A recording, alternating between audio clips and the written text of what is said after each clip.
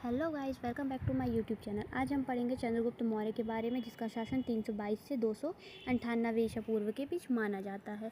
चंद्रगुप्त मौर्य को ग्रीक साहित्य में सेंड्रोकॉट्स या एंट्रोकॉट्स कहा गया है। स्ट्रैबो, मेगास्थनीज, एरियन और जस्टिन ने चंद्रगुप्त मौर्य को सेंट्रोकॉट्स, एपियन और प्लूटार्क ने एंड्रोकॉट्स और फिलिकॉट्स ने सेंट्रोकोटस कहा है।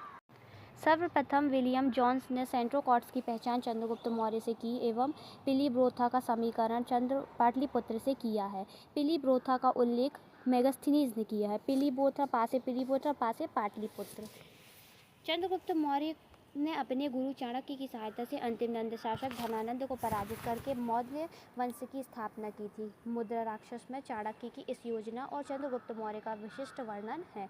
चंद्रगुप्त मौर्य को प्रथम भारतीय साम्राज्य का संस्थापक, भारत का प्रथम ऐतिहासिक सम्राट, भारतीय स्वतंत्रता संग्राम का प्रथम नायक और भारत का मुक्तिदाता कहा जाता है। विशाखदत्त की मुद्रा राक्षस में उसे वृषल अर्थात निम्न कुल का कहा गया है। वृषल निम्न कुल के व्यक्तियों क्या कहते थे? वृषल। मुद्रा राक्षस में इसको बोला गया है।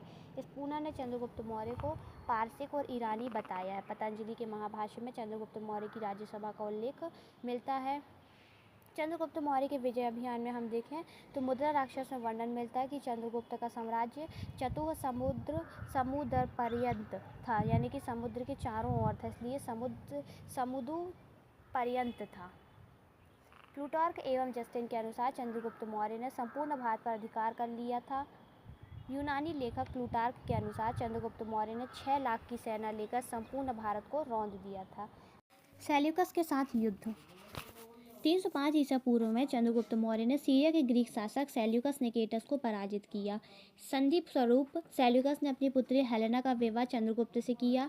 4 प्रांत एरिया, जिसे हेरात कहा गया, अराकोसिया कंधार, जेड्रोसिया बलूचिस्तान या मकरान तट और पेरोपनीसडाई काबुल दहेज में दिया था। जब हम वन लाइनर क्वेश्चंस देखते हैं तो उनमें हमें ऑप्शंस में आता है एरिया अर्थात हेराट, अराकोसिया कंधार, जेड्रोसिया बलूचिस्तान मकरान तट, पेरोपनीसडाई काबुल क्षेत्र। मेगास्थनीज को अपने राजदूत के रूप में चंद्रगुप्त के दरबार में भेजा। बदले में चंद्रगुप्त मौर्य ने सेल्यूकस को 500 हाथी भी दिए थे।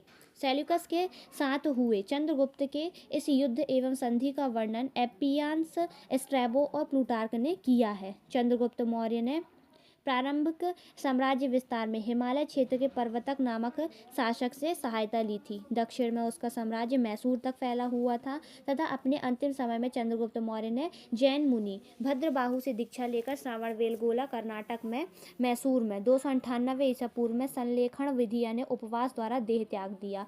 परिशिष्ट पर्व के अनुसार चंद्रगुप्त मौर्य ने जैन धर्म स्वीकार किया था। इस स्थल की